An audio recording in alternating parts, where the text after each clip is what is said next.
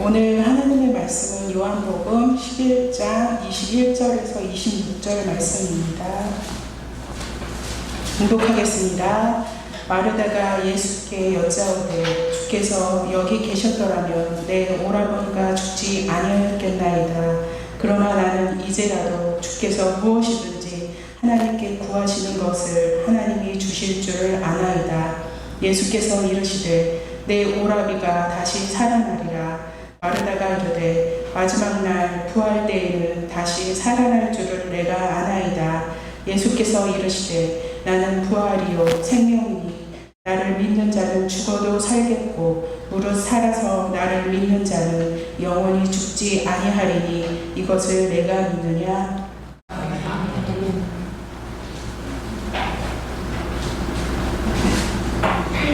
어린 자녀가 부모보다 먼저 죽게 되면 부모의 마음은 찢어집니다.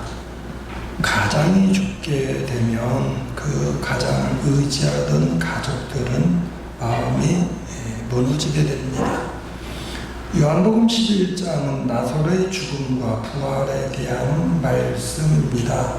1절에 보면 부모의 이름은 없이 마르다와 마리아라는 자매의 이름이 나오고 그 오라비의 이름이 나오는데 나사로라는 자가 있다고 그 병자가 있었다라고 표현하고 있습니다. 1절만 보면 원래부터 오랜 지병이 있었던 사람처럼 느껴집니다. 병자, 나사로라는 병자가 있더라 그랬는데 3절에 보니까 오래된 병이 있던 사람이 아니라 갑자기 아팠던 사람입니다. 예수님이 예루살렘에 올라가면 예루살렘에 보통 명절에 올라가면 명절이 보통 우리도 추석 이제 3일간인데 이스라엘은 6월절 그 다음에 초막절 이런 명절이 8일간입니다. 그럼 예수님 명절에 올라가셨다가 그 기간 동안에 예루살렘에서 복음을 전하는데 저녁 때 되면 예루살렘 성 안에 예수님 주무실 만한 집이 없어요. 예수님 와서 주무세요는 그런 사람이 없습니다. 그래서 거기에서부터 한 5리쯤 떨어져 있는 이제 이 나사로의 마르다 베단이라는 마을에 나사로의 집에 가서 많이 주무셨습니다. 성경이 이제 그렇게 기록을 하고 있는데 부모 이름 나오지 않는 걸로 봐서 아마 오라버니가 가장이었던 것으로 보이는데 이 오라버니가 병들었던 겁니다. 자, 예수님이 가실 때마다 거기 머무신다는 것은 그 남매가 다 예수를 잘 믿는다는 말이고 예수님의 능력을 믿는다는 말입니다. 그러니까 병들자마자 사람을 인편으로 예수님 어디 계신가 찾아가지고 소식을 보냈습니다. 예수님 그 친한 나사로가 지금 병들었습니다. 자, 그 말은 뭡니까? 예수님 빨리 오셔서 예수님 고쳐주세요 이 이야기입니다. 그런데 성경의 기록을 보니까 예수님이 전달받은 게 6절에 나오는데 그 전달을 받고도 예수님이 그냥 모든 일정을 접고 빨리 가신 게 아니라 예수님 이제 이틀을 더 지내셨어요. 그러는 가운데 사실은 나사로가 그 사이에 죽었습니다. 그런 가운데 11절에 예수님이 제자들한테 야, 내 친구 나사로가 잠들었으니 깨우러 가자 이렇게 말씀을 하십니다. 그러니까 병들었다는 소식을 들을 때 예수님만 들은 게 아니라 항상 같이 다니는 제자들로 들었거든요. 그러니까 제자들은 예수님 이상하다. 이 친한 사람인데 병들었다 빨리 가셨는데 왜 안 가시나 이랬다가 잠들었으니 깨우러 가자 이러니까 제자들이 예수님 잠들었으면 이제 낫겠네요. 자, 우리가 흔히 일반적으로 병 걸렸다 낫는 징조 가운데 보는 게 뭐냐면은 정말로 심한 병이 들면 아파서 잠도 못 자요. 아마 아파 본 분들, 안 아픈 분들 아무 사람도 없죠. 다 경험하신 줄로 압니다. 희한하게 육체적으로 아플 때에는요, 낮에보다 밤에 더 아파요. 가려운 것도 밤에 더 가렵고 통증도 더 밤에 심하고 또 되게 요즘 같은 의료시설이 있는데 차라리 낮에 아프면 병원 가야 낮에는 멀쩡했다가 밤에 이제 아프면 이거 병원 가면 우리가 하는 것처럼 요즘은 더 심합니다만은 응급실밖에 없는데 이게 응급실에 담당 전문의가 없을 것 같기도 하고 그러니까 이게 힘이 드는 겁니다. 근데 이게 잠들었다는 거는요 통증이 없다는 거고 어떻게 보면 낫는다는 이야기입니다. 그러니까 제자들이 예수님 나 잠들었으면 낫겠네요. 그 말은 뭐냐면 이제 뭐 급해갈 필요 없겠네요 하는 그런 의미입니다. 그러니까 예수님께서 분명하게 말씀하신 게 뭐냐면 나사로가 죽었느니라. 예수님은 나사로가 죽었는데 이제 깨우러 가자고 제자들이 말씀하십니다. 죽었는데 깨우러 가자, 잠들었다 깨우러 가자는 말씀 뭡니까? 살리러 가겠다는 그런 말씀입니다. 자, 예수님 그래서 나사로가 있던 곳으로 왔는데 와보니까 이미 죽은 지 나흘이 됐다는 겁니다. 우리는 보통 3일장입니다. 죽으면 돌아가신 날을 하루, 첫째 날, 그리고 다음날, 3일째 되는 날, 우리가 옛날에는 이제 땅에 묻는 매장을 했고, 지금 화장을 하는데, 옛날에 매장을 했어도 마찬가지예요. 저는 어릴 때 나사로 부활이 이해가 안 됐던 게 뭐냐면요. 저 어릴 때도 이 산소에 어릴 때 가보잖아요. 그러니까 옛날에 추석날이면은 이제 조상들 산소에 가가지고 이제 안 믿는 사람들을 절하고 차례를 지내고 믿는 사람들은 그냥 거기서 이제 묵상하고 예배드리고 오고 이러는데 어릴 때도 산소를 많이 아버지 따라서 가봤던 것 같아요. 그럼 산소가 뭐냐면은 돌아가신 분이 거의 묻혀 있다는 겁니다. 저 어릴 때부터 알고 있는 게 우리나라 죽으면 땅에다 넣고 이게 묻어놓고 그다음에 이렇게 분봉한다는 거 아는데 성경 보니까 나사로가 죽었는데 무덤에 있는 나사로를 예수님이 나오라니까 나왔다는 이게 이해가 안 됐거든요. 근데 이스라엘은 땅에다 넣는 게 아니라 지금은 좀 다릅니다만 옛날에는 이스라엘 사람들은 이게 평면에 이게 굴을 팝니다. 이게 우리하고 좀 다른 게 우리는 흙이 이게 옆에를 파면 무너져 내려요, 쉽게. 근데 이스라엘이나 이 지중해 연안 땅들이 석회암이죠. 이게 우리가 흔히 석고 조각한다고 그러잖아요. 석고 파면은 그냥 그대로 덩어리 있는 것처럼 땅이 그래요. 석회암이어가지고 이게 무겁지는 않고 파기는 쉽고 근데 무너지지가 않아요. 그러니까 그런 데를 파가지고 무덤으로 만들면 그 안에 시신을 그대로 넣는 겁니다. 그러면 그렇게 애써서 무덤을 파면 한 사람 묻는 게 아니라 이게 가족 무덤입니다. 그래서 할아버지도 거기에 있고 그 다음에 작은 할아버지도 거기에 계시고 집안에 사람들 조상들이 거기에 다 있는데 거기에 이제 죽은 사람이 들어가는 겁니다. 그러니까 옛날에 이스라엘 우리가 구약 성경을 보면 죽는 날을 뭐라고 표현하냐면 조상의 묘실로 들어간다고 되어 있어요. 조상들이 들어있는 묘 그게 방입니다. 방실자 그 묘실에 들어간다고 그랬는데 대개 죽으면 당일날 저녁에 묘실에 넣습니다.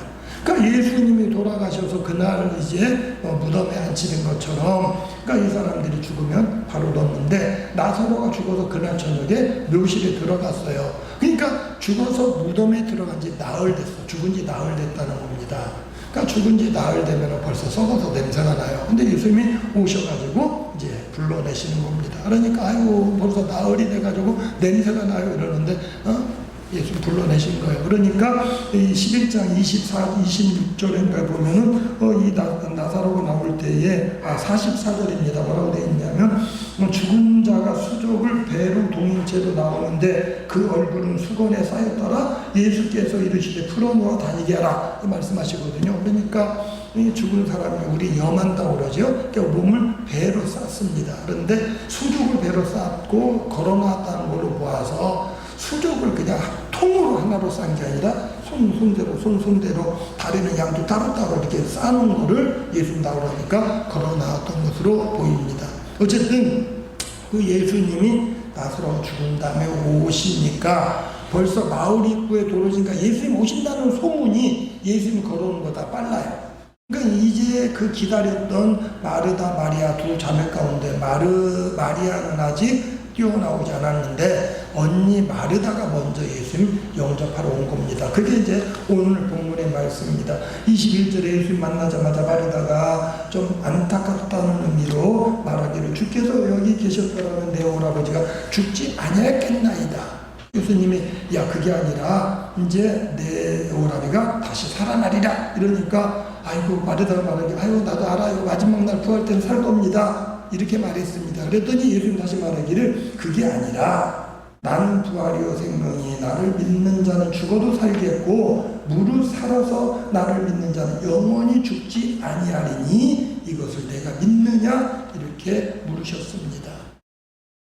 자 자, 오늘 이 말씀 우리가 잘 아는 구절은 그 다음 27절 말씀입니다. 그래서 내가 믿나이다라고 신앙 고백하는 건데요. 저는 여기에 세 가지의 신앙을 살펴보려고 합니다. 첫째는요, 예수님이 여기 계셨다라고 우리 오라비가 안 죽었을 겁니다. 이것도 믿음이에요. 두 번째로는 장차 우리가 죽으면 부활 때는 살아날 줄 믿습니다. 이것도 믿음이에요.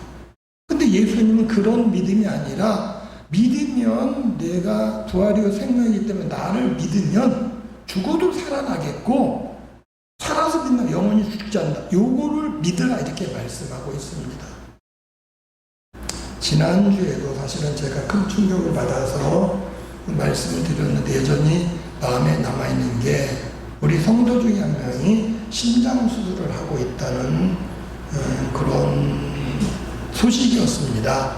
근데 심장 수술이 지금 권중덕 집사님도 큰 수술을 받았어요.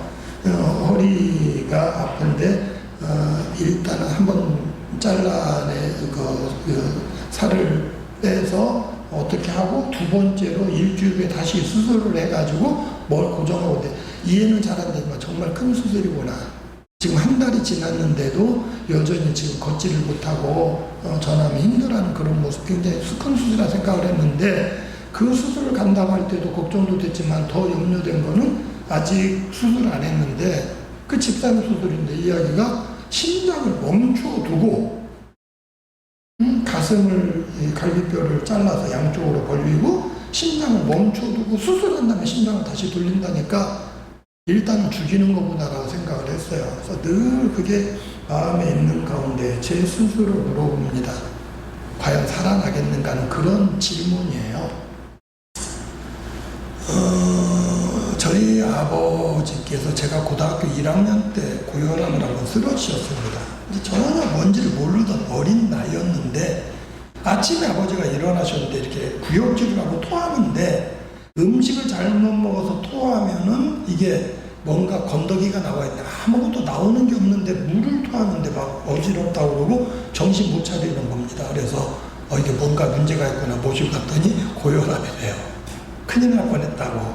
근데 그때 처음으로 알았어요. 우리 아버지가 고혈압이구나. 그러니까 제가 고1 때니까 16이고 저희 아버지는 46입니다. 근데 이제 주변의 사람들이 고혈압 뭐 조심해야 된다 뭐 이런 이야기를 많이 하니까 나름대로는 조심을 한 겁니다. 그러니까 속상할 일 없어야 되고 크게 신경 쓸 일 없어야 되고 그러니까 사실은 저희 아버지가 해양대학 나왔는데 문제가 뭐였냐면 원래는 해양대학 나오면 군에 안 가요. 군 면제인데 해양대학 나온 사람은 배를 10년을 타야 되는데 배 타기 싫다고 안 타셨어요. 그러니까 문제는 뭐냐면 박정희 대통령이 5.16 군사혁명을 한 다음에 군대 안 갔던 사람을 계속 압박하는 겁니다. 왜? 6.25 동란 때에 많은 사람 고생했는데 군대 안 간 건 문제가 있다. 그러니까 배를 탔으면 이게 조건이 되는데 그때 법으로는 배 안 타도 군 면제인데 문제는 배는 안 탔고 그 다음에 군에는 안 갔고 그러니까 이제 처음에 졸업하고 교사로 계셨는데 계속 위에서 압박을 하는 겁니다. 군대 안 갔다 그래가지고 사실은 이제 교편 잡고 몇 년 못 하시고 압박에 못 견뎌서 이제 사표를 내셨어요.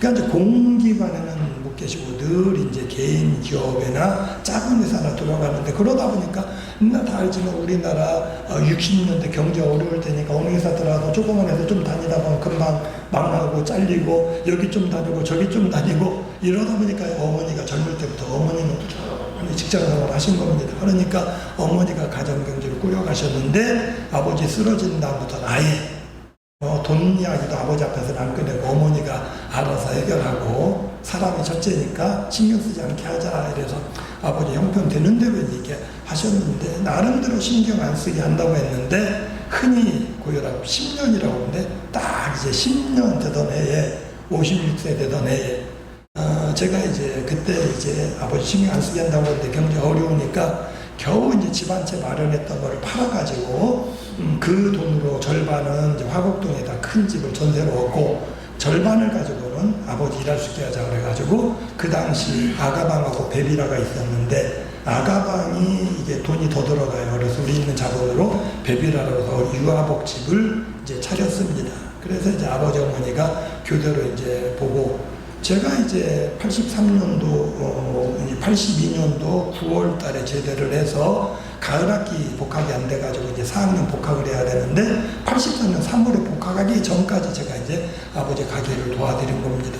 근데 제가 제대하던 해에 외사촌 형이 장로교단 목사인데 서초동에 그때 사랑의 교회가 막 시작할 때입니다. 그 인근에 또 장로교회 이제 교회를 개척을 목회를 하시는데 저보고 이제 전도사로 도와달라는 겁니다. 근데 사실은 참 고마운 게 제가 도와주는 게 아니라 저를 도와주려고 그런 거예요. 왜냐하면 다른 데 가면 그만큼 못 받는데 도와준다는 명목의 교육전도사로 있는데 학비는 따로 대주고 사실은 이제 졸업한 전도사들 주는 월급을 저에게 줬습니다. 그래서 이제 졸업하고 우리 교단 오기까지 1년 반 동안 이제 거기서 사역을 했는데 옛날 아시겠지만 88년도에 전두환 대통령이 올림픽을 앞두고 통행금지 해제했어요. 그전에 통행금지가 있었습니다. 옛날 신앙생활 하시는 분들 금요일날 뭡니까? 금요일은 철야기도예요. 심야가 아니에요. 왜요? 어차피 통금 때문에 못 움직여.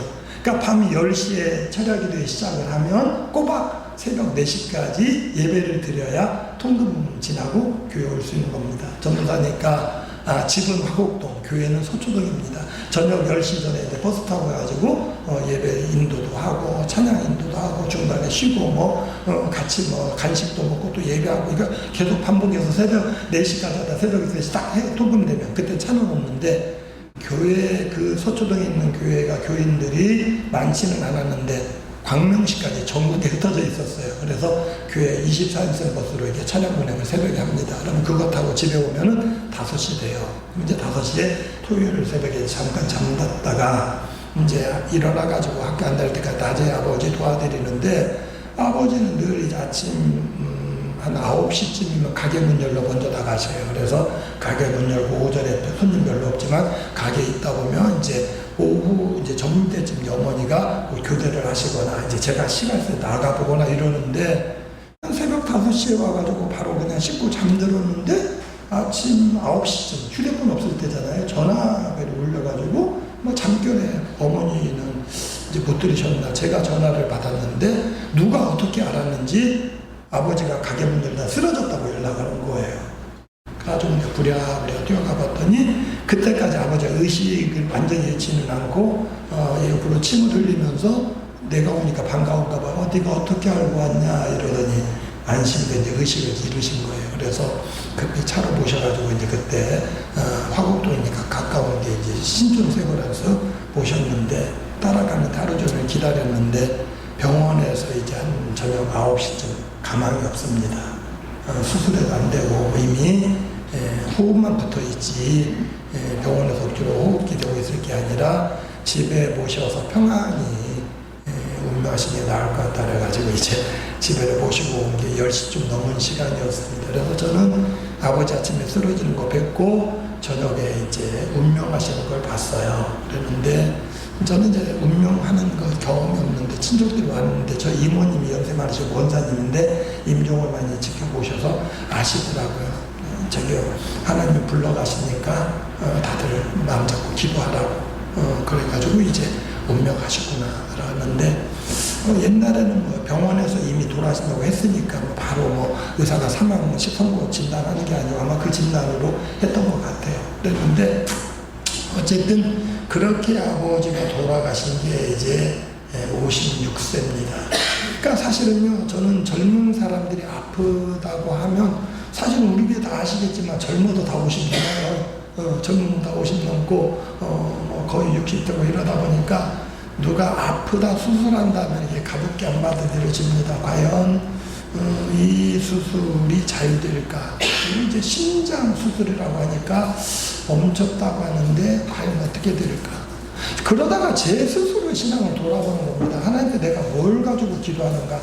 하나님 낫게 해달라고 기도를 하고 있는 건지 수술을 안 하게 해달라고 기도를 하는 건지 수술이 잘 되게 해달라고 기도하는 건지 사실은 이 말씀이 제가 생각난 게 내 스스로 지금 뭘 믿고 있는지 물어보고 싶어요. 수술 안 하고 낫는 걸 믿느냐? 아니면 수술하지만 안전하게 될 걸 믿느냐, 아니면 수술하다가 죽은 거 하나님 나라 가는 걸 믿느냐. 우리들 각자의 신앙의 단계가 다른 줄로 압니다. 오늘 말씀 가운데 세 단계 신앙을 살펴보려고 합니다. 먼저 오늘 말씀에 마르다가 예수께 여짜오되 주께서 여기 계셨더라면 내 오라버지가 죽지 아니하였겠나이다. 이 마르다 믿음은요, 예수님을 잘 믿어요. 그 믿음이 뭐냐면 예수님 능력입니다. 그래서 오빠가 아플 때 사람을 보낸 거, 예수님 빨리 오세요, 빨리 오셔서 예수님이 여기 계시면 내 오빠 안 죽습니다. 근데 예수님 늦게 오셨어요.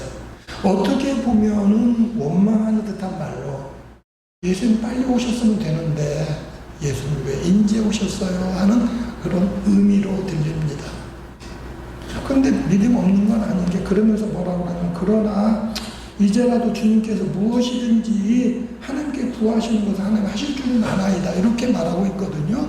자, 우리가 신앙생활을 한다고 하는데 사실은 마르다처럼 지내놓고 나서 아유 그때 이랬더라면, 그때 주님이 이렇게 해주셨더라면, 그때 이렇게 됐더라면, 근데 사실은 그 말을 잘 들어보면 나도 모르게 원망하고 있어요.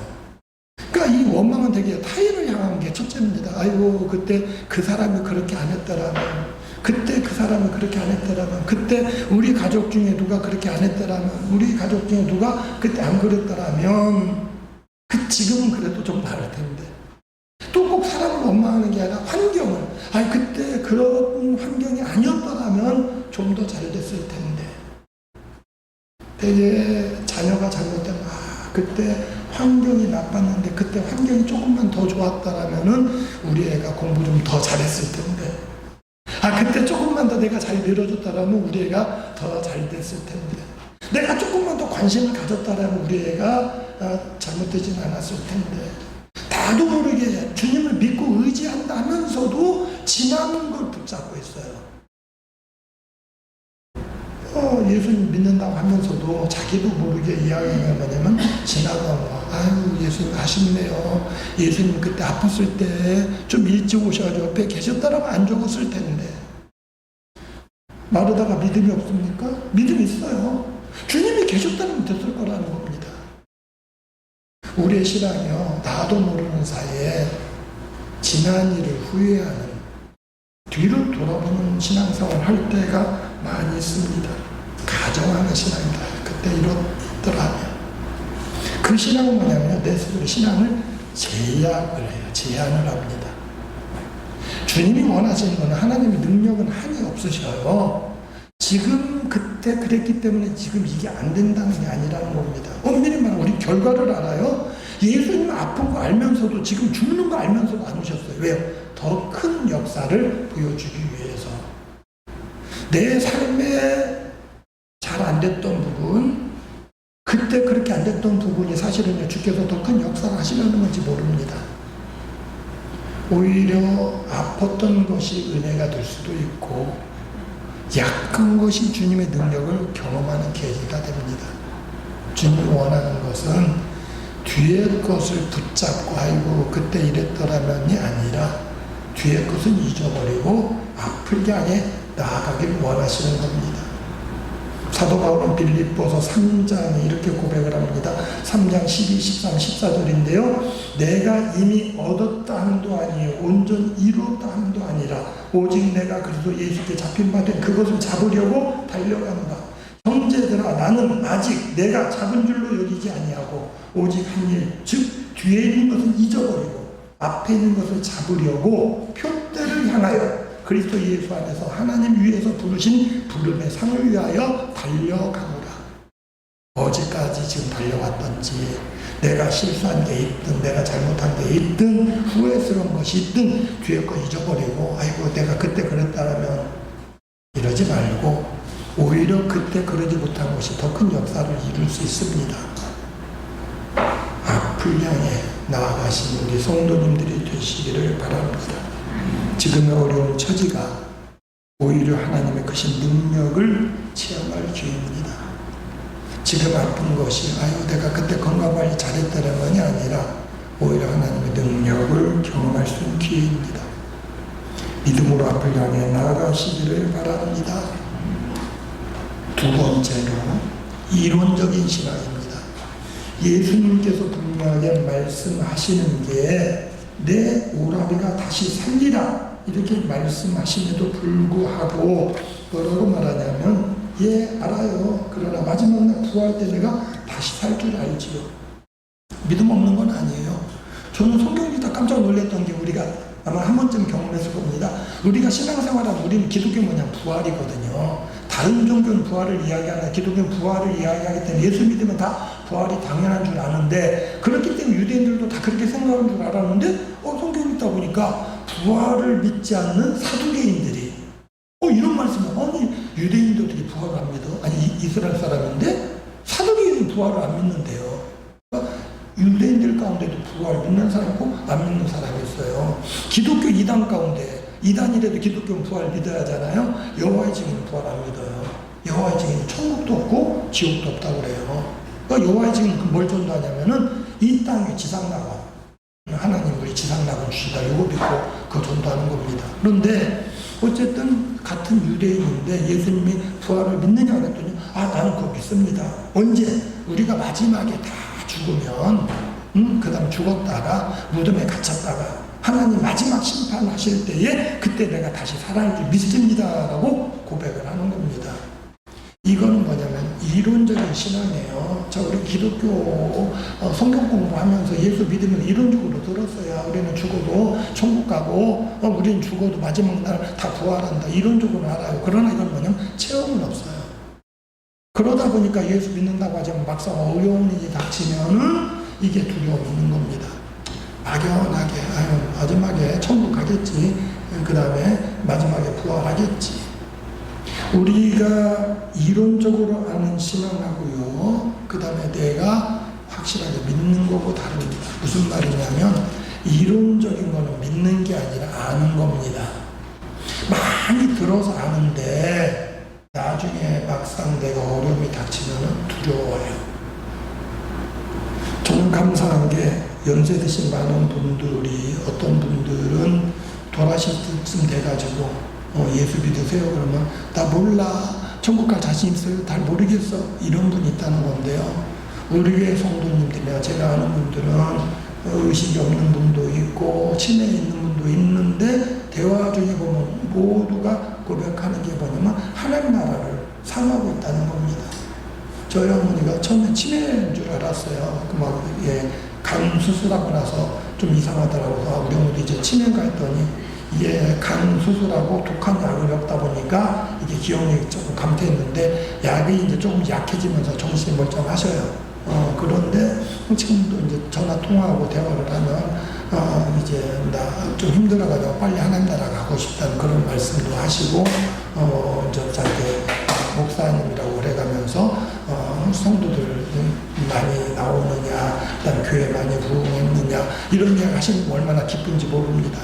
우리 교회 성도 가운데 이제 못 나오시는 어르신이 계신데 가면은 목사님 나 언제 다시 교회 갈 수 있어요? 교회 가고 싶어요.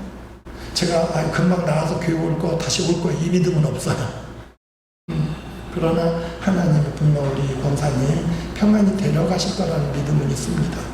근데 하나님도 아프니까 하나님 다 언제 하나님 나라 가요? 어떤 한편으로는 하나님 나라 빨리 가고 싶어요. 한편으로는 빨리 교회 나가고 싶어요. 나서서. 한편으로는 하나님 나라 빨리 가고 싶어요. 하나님 나라에 대해서 그냥 이론으로 하는 게 확실한 믿음을 갖고 있는 게 중요합니다. 그건 뭐예요? 죽음에 대한 두려움이 없어요. 내 육체가 연약해져도 병들어 쓰러져도 내가 큰 수를 앞에 두고도 두렵지 않다는 겁니다. 그런데 세 번째 믿음은 뭐냐면 체험하는 신앙인데요.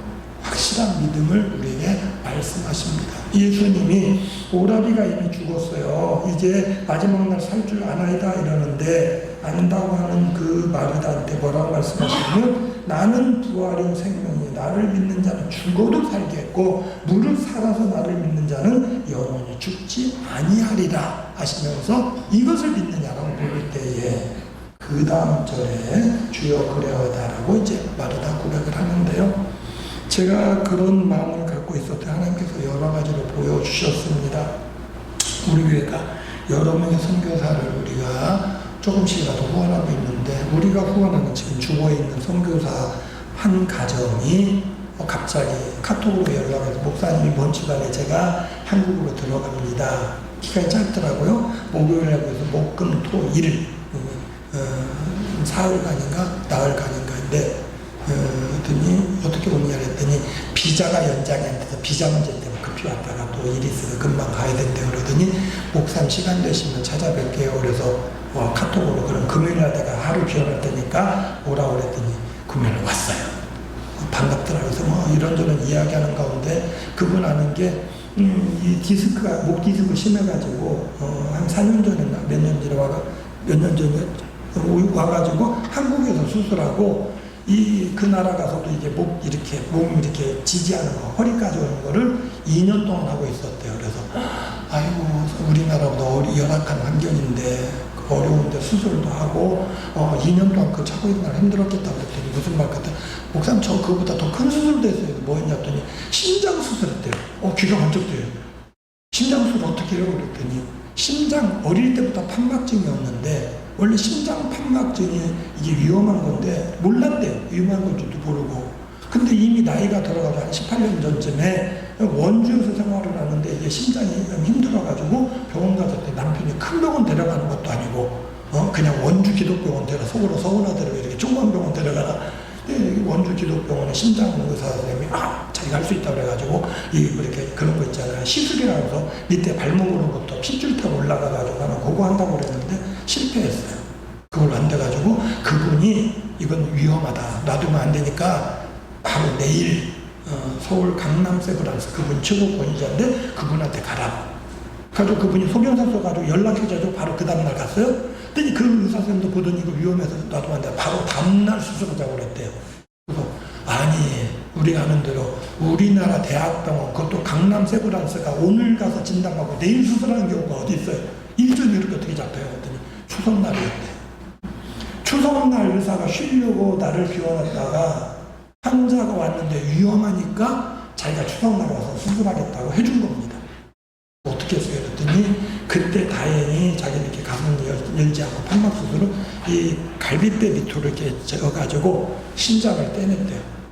심장을 멈췄대요. 떼놓고 그 다음에 이거를 이렇게 뭘 막고 연결한 다음에 다시 넣어가지고 연결했대요. 죽었다 살아났네요. 잘 그랬대요. 하나님 은혜를. 이야, 선교사님 간증 거불이 많겠네요. 자기 간증인지도 모르는데 그냥 자기 있는 거 이야기한 건데요. 제가 너무 감사한 게 사실은 심장 수술 제가 하는 건 아닙니다만 마음에 부담이 돼가지고 기도하고 있는데 그런 이야기를 들으니까 제가 딱 하나님이 들려주셨구나. 이게 죽었다 살아나고 심장 멈췄다가 떼놓고 수술하고 같이 다 붙여놓고 돌아가게 하고 꼭 심장 수술만 이야기하는 게 아닙니다. 가정에 경제적인 문제가 어려운 가운데 꽉 막혀서 죽은 것 같이 지내기도 하고 가장 큰 시험거리가 있어서 죽은 것처럼 생활하기도 하고 정말 자녀 문제가 어려워서 가슴이 먹먹해서 힘든 가정도 있는 줄 알아요. 주님이 우리에게 물으십니다. 이것을 내가 믿느냐? 우리가 어디까지 믿고 있습니까?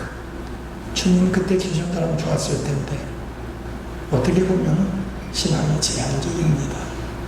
그냥 이론으로 그래요 주님이 우리 살리셨고 우리가 언젠가 천국 가고 주님 좋게 해줄 줄 압니다.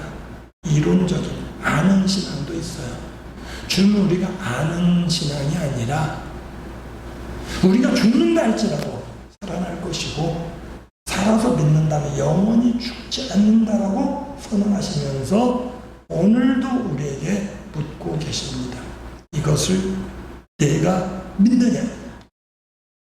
마르다처럼 지금 오빠가 옆에 죽어 있지만 내 삶에 죽음 같은 고통이 있지만 막연하게 언젠간 해결되겠죠. 이 믿음이 아니라 이것을 내가 믿느냐 물으시는 주님 앞에 네 주님 믿습니다 고백하시는 우리 모든 성도님들이 되시기를 주님의 이름으로 부탁을 드립니다.